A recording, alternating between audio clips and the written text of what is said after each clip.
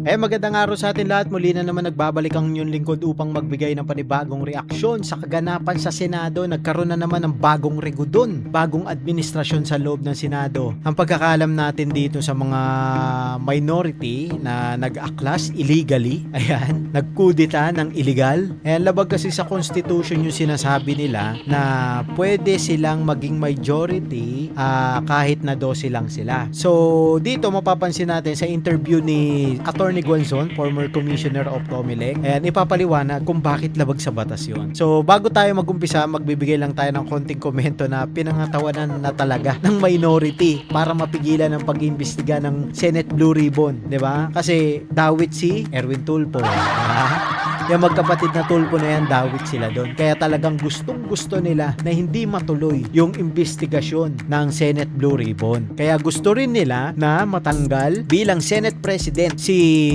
Senador Alan Peter Cayetano. Pero ang kaya lang nilang remove ngayon, pansamantala, si Senate President Pro Tempore, Senator Loren Legarda. So yun ang pinalitan ni Win Gatchalian na labag sa Constitution naman yung kanilang pagkahalal bilang Senate Pro Tempore. So talagang pinangatawanan na nila yung sinabi ni Erwin Tulfo na sometimes you have to bend the law to be able to please, hindi yung people yung boss, di ba? Ay nako, umpisa na natin to. Napanood nyo ba yung nangyari sa Senado? Kayo po, personally, ano reaction ninyo? Ang sinasabi ng grupo ni Win Gatchalian na may majority na sila dahil sumama sa kanila si Senator Escudero. Ayun. Si Senator Escudero kasi, bago yan sumama dyan sa minority, meron niyang kasong plunder. 'Di ba? Alam nyo ba kung magkano? 532 million something yung kaso niya na plunder. 'Di ba? Mabigat na kaso yun. Biro mo 532 million. Ang pangako sa mga nasa majority, kapag ka sumama ka sa minority, kasama ka sa panibagong majority, i-waive na yung kaso mo. 'Di ba? Buti na lang, si Senador Jinggoy may paninindigan na alam natin na nagsasabi ng totoo. Bakit? Isinapalaran niya yung sarili niya kasi alam niya na wala siyang kasalanan. Isinuko niya yung sarili niya sa Sandigan Bayan, di ba? Yun na ang may prinsipyo. Di ba? Hindi katulad nito ni Escudero. Di ba? Alam natin na walang kasalanan si Senador Jinggoy kasi naninindigan siya, 'di ba? Kasi alam naman niya na sa paninindigan niya 'yon, natiwala siya sa sarili niya na wala siyang ginagawang masama, mapapawalang sala siya dahil merong mga ebidensya magpapatunay na hindi siya sangkot sa insertion, 'di ba? Sino ba ang sangkot sa insertion dyan? Sino ba ang nagpanukala ng insertion sa Senado noong 2025? Di si Miguel Zubiri, 'di ba? Siya. Bakit hindi nakakasuhan yan? Bakit ngayon inurong yung kaso laban kay Escudero? Di ba? Sino ba ang nagmamanipulate? Anyway, bago tayo pumunta dyan, pagpatuloy natin tong video na to kasi kailangan malaman ng publiko kung gaano ka-importante yung mga pangyayari ngayon. Dahil meron tayong constitutional crisis. Yes po. Ang nakalagay sa konstitusyon, the quorum shall a majority of the 24 members of the Senate shall constitute a quorum. Kasi wala namang namatay sa kanila, di ba? So 24 sila. Sa 12, hindi po yan quorum. Ang ginagamit nilang decision ng Supreme Court na Abilino versus Cuenco na sinabi nila ay 12 ay quorum dahil po yung Abilino versus Cuenco. Ang paliwanag dito ni Attorney Guanzon, nasa labas ng bansa yung isa. So 23 lang ang senador, 'di ba? So 23 lang, kulang ng isa. Pag plinas mo yung 11 plus 12, 23. So ang majority matitira 12, 'di ba? Pero pagdating dito sa Senado natin, kumpletong senador Paano mo pwedeng sabihin na majority ang 12? 24 sila. 'Di ba? Isang malaking katangahan yan. Paglabag sa ating saligang batas. Paglabag sa House Rule ng Senado. Paglabag sa Constitution natin. 'Di ba? Grabe yung pagbebend nila ng law para ma-manipulate nila ang Senado. Na dapat hindi nila ginagawa yun. Kasi ang paglilingkod dapat nila sa taong bayan, hindi sa iisang tao, hindi sa administrasyon. 'Di ba? Bakit ba nila gustong makuha ang majority block, 'di ba? Tuloy natin yung video. Noong panahon na yan, na naghabla si Abilino versus Cuenco na kinuha ni Cuenco yung pagka-Senate President, yung panahon po na yon si Senator Tomas Confesor ay nasa abroad. Kaya po sinabi ng Supreme Court na 23 lang sila because at that time nasa abroad outside the jurisdiction ng Pilipinas ang isa, si Senator Confesor, and cannot be compelled to attend that Senate session. Nasa abroad. So, kailangan nasa abroad yung isa para ma-recognize yung 12. Diba? Eh, ang problema hindi. Andi dito sa Pilipinas, di ba? Ang kakatwiran naman nila, nasa nakakulong. Wala si Senator Bato. Eh, ang problema nga katulad, wag na tayo lumayo, Kilaila de Lima. Senador siya nung panahon ng 2016. Nanalo siya bilang senador. Pinakulong ni PRRD. So, hindi ibig sabihin, hindi na siya senador. Di ba? Actually, nagpapadala siya ng sulat, yung mga manifestation niya, kay Risa Ontiveros. Ibig sabihin, may karapatan pa rin siya. Di ba? Kung iisipin natin. Kasi, hindi nila pwedeng i-disregard yung mga senador na nakakulong, yung senador na nawawala, nagtatago, kasi halal ng bayan to Hindi naman ibig sabihin pag nakulong ka, hindi ka na senador. Kung sinasabi nila, hindi na effective as senator itong si Jingo Estrada, bakit nangyari kay Laila de Lima? Nagpapadala ng manifestation, sulat, binabasa ni Risa Ontiveros, binabasa ni Kiko Pangilinan, 'di ba? Patuloy tayo. Ibig sabihin po, ang tanong, hindi po applicable yung Abilino versus Cuenco na decision. 12 lang sila doon kasi may nag-abroad. So 23 lang sila, ang majority 12 doon sa Abilino versus Cuenco. Pero dito sa kanila ni Win Gatchalian, yung 12 ay hindi majority dahil wala namang nag-abroad, walang namatay, at walang vacancy. Ang daming mga galing na abogado dyan. Si Kiko Pangilinan, abogado dyan sa kanila Si Kiko, wala namang ginawa yan kundi sumigaw. Diba? Tahasang paglabag sa batas ng Pilipinas yung ginagawa nila, paglabag sa konstitusyon. Bakit hindi sila nangangamba? Bakit dire-diretso pa rin yung kanilang paglabag sa batas, pagbend ng law? Anong meron? Bakit ang lalakas ng loob nito? Yun ang malaking tanong, di ba? Pero gagamitin lang talaga nilang Abilino versus Cuenco. Ewan ko ba? Pakapala na lang. Ewan ko. Lahat ng May stress talaga, 'di ba, sa mga kalokohan nitong minority bloc. pinag-aralan natin dito parang mapupunta lang sa basura dahil napakagaling naman itong grupo ni Gatchalian. Tama, 'di ba?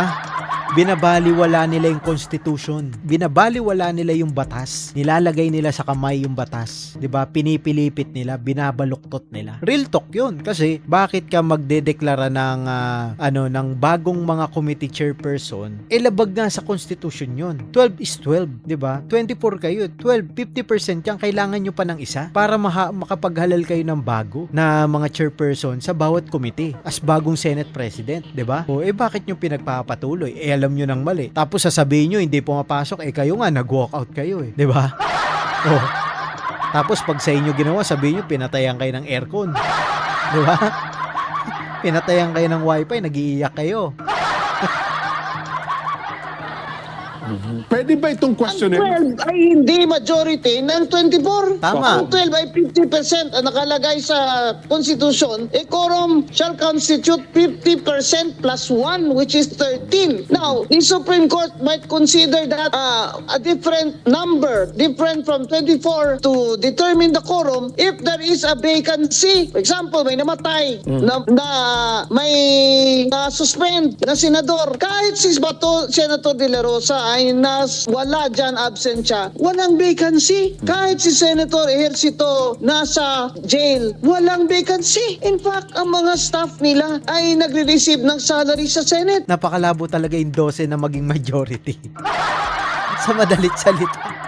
Talagang minamanipulate lang nila. Talagang gusto nilang hawakan ulit ang majority. Kasi bubuksan na yung flood control 'di ba? Yung bagong Senate Blue Ribbon Mag-iimbestiga na 'di ba? Yun ang kinakatakot nila. Dahil dawit sila ron. 'Di ba? Party list ng Tulfo Brothers nung nasa Congress sila. Meron pala silang flood control. 'Di ba?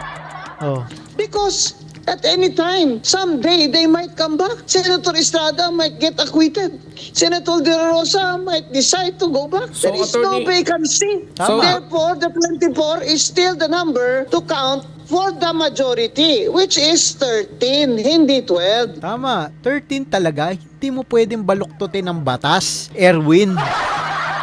Di ba? Sometimes you have to bend the law to be able to please the boss. Di ba? Ginagawa niyong crocodile farm ang Senado eh. Para sa taong bayan ng Senado, hindi para sa crocodile. Di ba?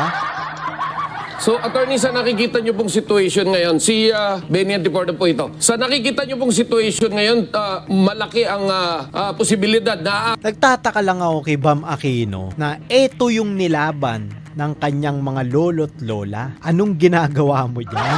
Di ba?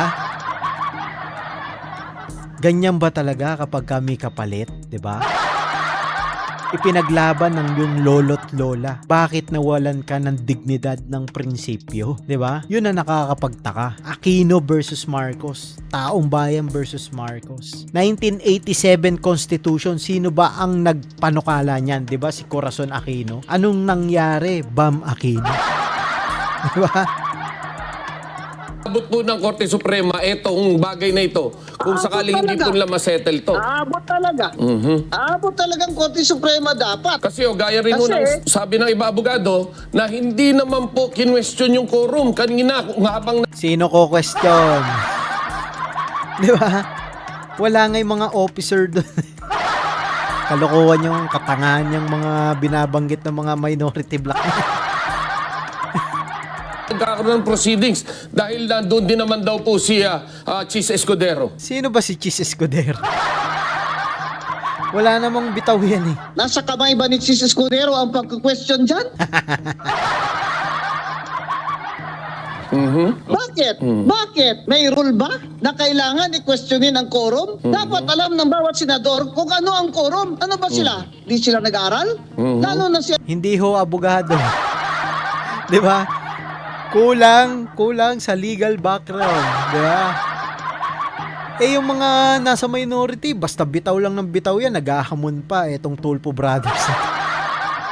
Halatang walang alam eh, 'di ba? Attorney Pangilinan na abogado siya. Magpasa naman kayo ng Abilino versus Cuenco. 23 lang ang bilang doon ng Supreme Court on a motion for reconsideration because Senator Confessor was abroad. Gigil na gigil si Atty. Gonzo, no? Babad trip na sa inyo sa katangahan niyo. There's no vacancy now. Even with Bato de la Rosa absent, even with Jingo Estrada absent because he's in jail, their offices are not vacant. Ilang ulit sabihin, pero kung gusto talaga nilang gawin, ginagawa nila kasi BBM gang na sila. Ayun. BBM gang na raw. Ito ang mahirap kasi na may pinapanigan sila imbis na ihayag nila yung katotohanan. Ang problema ito. Etong minority black kung bakit sila nangahawak dyan. Kasi nabigyan na sila. 'Di ba? Alam naman natin eh. Kaya yan naninindigan dyan eh. Dahil meron sila dyan. Naabutan na yan sila. Kumbaga, hindi ka na pwedeng umatras. Dahil kasapi ka na. Part ka na ng isang organisasyon na nagbabaluktot ng batas. 'Di ba?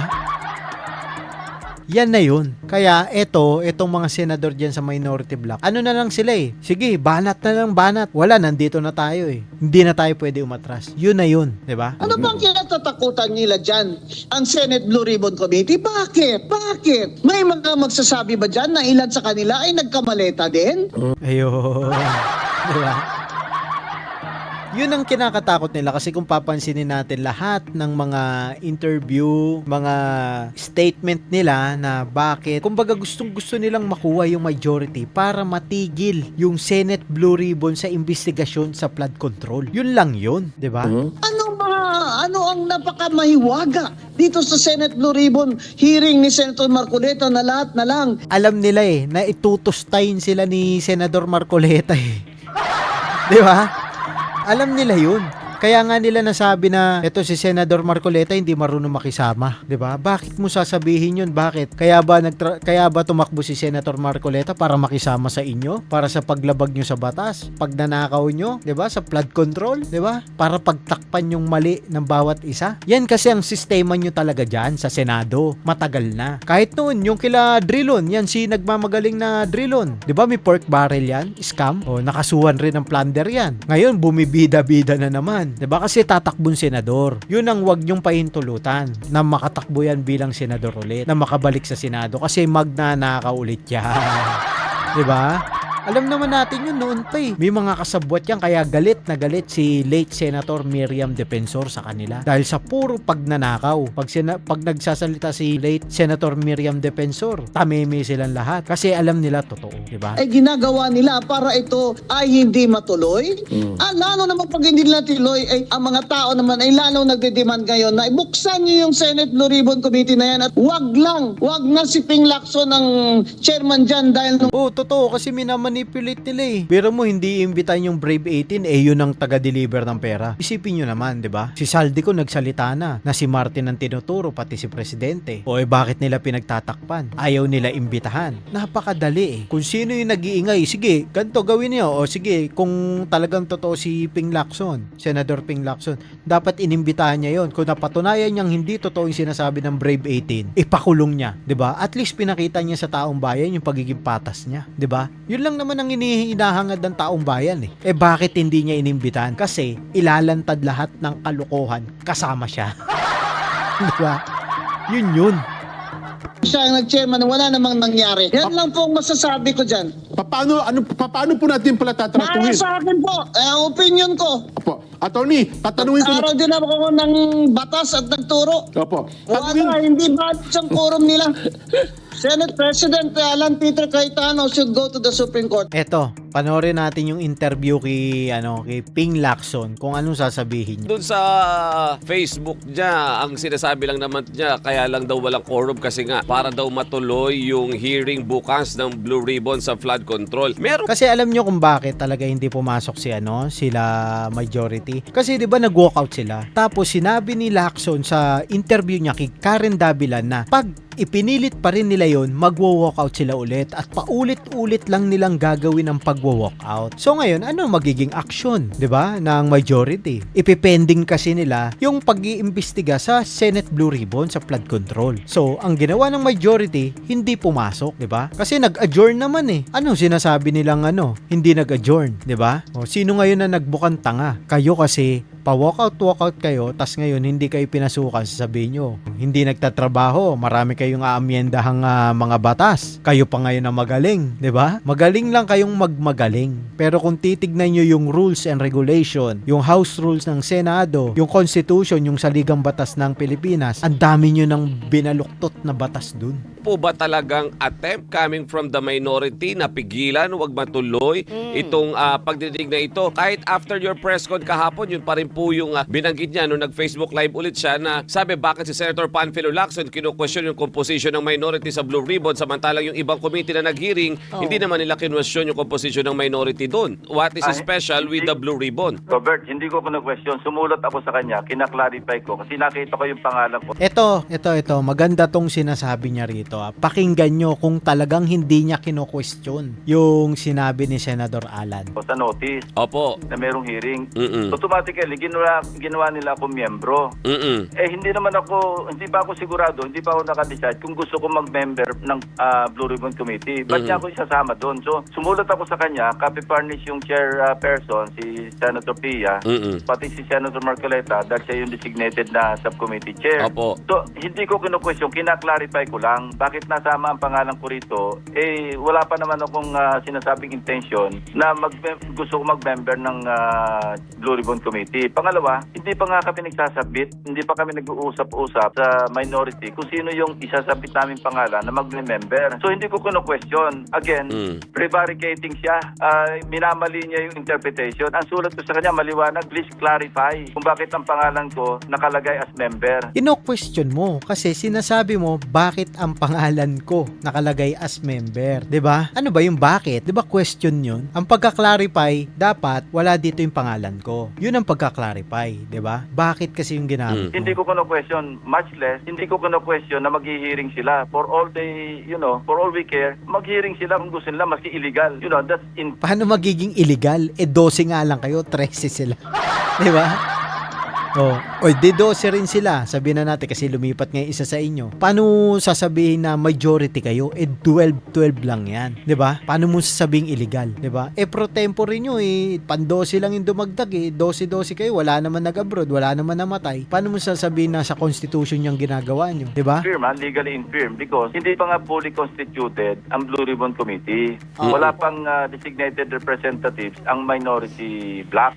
Opo. So, papa- Kasi nga, pinipending nyo. Ayaw nyong makipag-cooperate, kaya nga kayo nag-walkout 'di ba? Inaano nyo kumbaga sinasabotahe nyo yung mga activities sa Senado. Nag-walkout kayo. O kinu-question nyo yung quorum. Pati yung sa rules, binabago nyo, nasa 24 ka, 136 ang usapan. Ganyan nyo paikutin ang pagbibigay ng statement sa media na papalabasin yung masama yung majority. Pero kung pag-aaralan yung mabuti, titignan nating mabuti, ang maling-mali yung minority.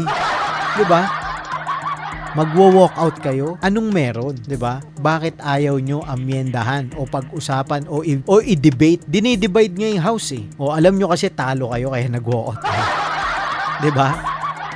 Masakit talaga pag talo Paano ka magpapadala ng notice? Kung gusto niya, mag-hearing sila, huwag niya kaming involved na pinadalan kami ng notice kasi wala pa kaming sinasabit na miyembro. Katulad ng mga ibang committees, hindi lang Pinadalan kayo ng notice kasi nga ayaw nyong mag-submit, 'di ba? Ayaw nyong makipag-cooperate. Hindi naman kayo dinidisregard Kaya nga kayo pinadala ng notice. Anong point? Bakit ayaw nyong mag-submit? Ayaw nyong makipag-cooperate? Akala ko ba marami kayong batas na ipapasa? Akala ko ba kasama kayo sa pag-iimbestiga? Akala ko ba maka-Pilipino at makataong bayan kayo? Pero bakit ayaw nyong mag-submit? Ang tagal-tagal na, 'di ba? ribbon. Mga ibang committees, wala pa rin kaming membership sa... Opo. Kasi nga, ayaw nyong mag-submit.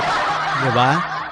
Ikaw na mismo ang nagsabi na ayaw nyong Kasi mag-submit. nga, nawala ng session Opo. Kasi nga, nag-walk out kayo. Di ba? Kalukuhan nyo yan, tapos pag ginawa sa inyo, magagalit kayo, katangahan nyo. Di ba? Opo. Tama Kaya po. mali yun, nagsisinungaling siya. Mali yung ginawa nyong pag-walk out. Di ba? Ngayong ginawa sa inyo, hindi naman nag-walk out sa inyo. Hindi lang kayo pinasukan. Di ba? Nagbida-bida kasi kayo. Simple. Na kino-question namin, wala nagko-question. Paano walang nagko-question? Kino-question nyo nga 'di ba? Yung house rule pa lang Doon pa lang kino-question nyo Pinipending nyo na para hindi na matuloy yung Senate Blue Ribbon investigation. Doon pa lang pinatatagal nyo na sa pag-amienda ng rule 136 online. Ayan, online attendance ng Senado, 'di ba? Doon pa lang pinatatagal nyo na 'yon para hindi na umabot sa Senate Blue Ribbon. 'Di ba? Basang-basa na namin kayo. Maski legally infirm, and not in accordance with the rules. Ang pagtawag nila ng subcommittee, dahil yung subcommittee, yan sa plenaryo yan na dinidecide na mag-perform ng subcommittee. Hindi rin na-approve sa plenary. Hindi pa naman approve yun. Kasi nga pinipending nyo yung trabaho. 'Di ba? Pinipending nyo yung trabaho Ayaw nyo nga mag-divide ng house. Nag-walkout kayo, 'di ba? Sabi ni Senador Alan, 'di ba? Sabi niya i-divide natin yung house, magbotohan tayo. Sabi niya kay Senadora Loren Legarda, Senate President pro tempore. Anong ginawa nyo nung una, 'di ba? Nag-walkout kayo. Ano yung sinabi mo kay Karen Davila? 'Di ba? Sabi mo, uulit-ulitin nyo lang 'yun para hindi matuloy hanggang sa umabot kayo sa Korte Suprema, 'di ba? So, maski yun, merong, sabi ko nga, hindi legal. Wala nagko-question, ituloy din. Mas illegal yung ginawa nyo. 'Di ba? Pinatatagal nyo 'di ba? Kung gusto nila, ano bang kinakatakot namin para ituloy niya yung hearing? Sila magmumukhang tanga doon kasi Sino ba nagmukhang tanga? 'Di ba? Sino? Si Bendalo? Ha? 'Di ba? Tapos yung yung investigation mo sa Senate Blue Ribbon na piling-pili, pati yung interviewing witness na babae, sino sumasagot? Ikaw? 'Di ba? Yun ba yung pinagmamalaki mong interview na investigasyon, di ba? Mali yung ginagawa nila, hindi kami. Opo.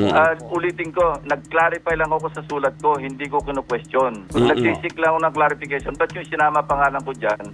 Una-una, wala nga ako intensyon na mag-membro Di dapat sinabi mo na agad, hindi pinatatagal mo pa, di ba? Bakit? Pinipending nyo kasi, di ba? Ayaw nyong matuloy para tumagal ng tumagal, wala kayo na umpisahan. Di ba? Oh. Yan ang sinabi mo kay Karen Davila na magwo-walkout at magwo-walkout kayo paulit-ulit hanggat hindi na susunod ang gusto nyo. Di ba? Ayaw nyo na, Sen, ng Blue Ribbon? Sa ngayon, yun ang nagsabi na ako kay Senate President dyan. Oo. Na dati sabi ko, kung sakali magkaroon ng reorganization, parang ayoko na maging member ng Blue Ribbon Committee. Kasi palpak. 'Di ba? Palpak eh, 'di ba? Yung pagtatakip mo hindi naging effective, 'di ba? Oh. Planadong-planado sinabi ni Senator Erwin Tulfo sa Biyernes kasi may makukulong sa inyo kaya minamadali nyo yung pag-aaproba. 'Di ba? Alam nyo, planadong-planado nyo na may ipapakulong kayo para mabalik sa inyo ang majority kaso kulang pa rin ng isa. 'Di ba? Pero wala akong desisyon. Kasi, alam mo, collegial yan Kung mapagkasundo namin sa minority, hindi, eto yung mga representatives natin. Baka pwedeng, alam mo, baka pwedeng pag-usapan nila ako na dati ako chairman, baka pwedeng mag-member. So, ang sinasabi ko lang, as of now, kung ako lang masusunod, ayoko mag-membro. Pero kung, kasi marami members yan 17 ang members dyan Opo. Plus yung mga ex-officio. Ex-officio. So, sa 17, pag hinati mo yung 17, malamang yan, 9 and 8 yan. 8 sa minorya, siyam sa majority. Kasi very slim ang margin ng namin ng difference ng numero So sa 7, kung halimbawa pakiusapan ako ng mga kasama ko, baka naman pwedeng i-reconsider yung decision. Hindi ko masagot pa sa ngayon na talaga absolutely or finally ayoko. Ayaw nyo nga sagutin kasi pinipending yung trabaho, ganun lang yun. 'Di ba?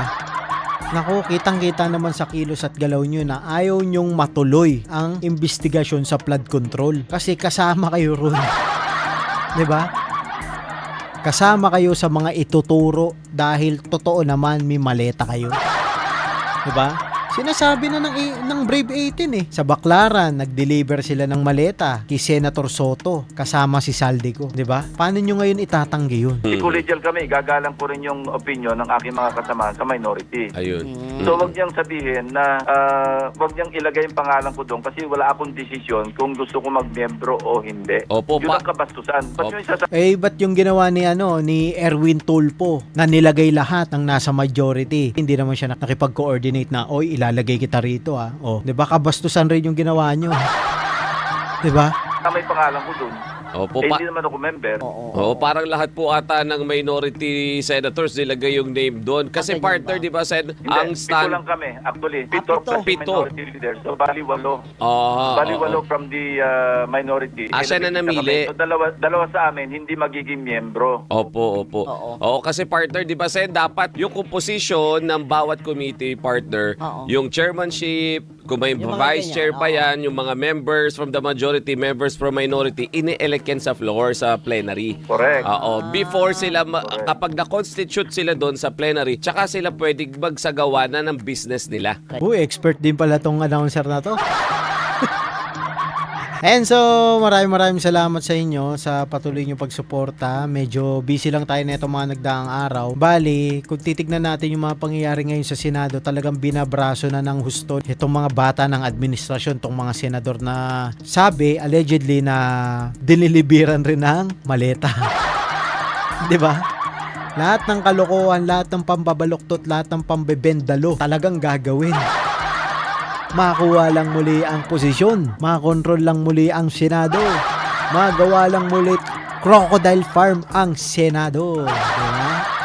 Yung mga kalokohan nila dyan, basang-basa na ng mga Pilipino yan So maraming salamat nga palang muli sa lahat ng tumututok at patuloy na sumusuporta sa ating content. So abangan nyo, marami pa tayong ilalabas ng mga reaction video sa mga kaganapan na yan. So full support lang tayo kay Duterte, kay BP Sara at sa ating majority block sa Senado, especially kay Senator Alan Peter Cayetano at kay kapatid Senador Rodante Marcoleta. Ayan, maraming salamat sa inyo. Magkita-kita po tayo sunod. Hanggang dito na lang. Bye-bye.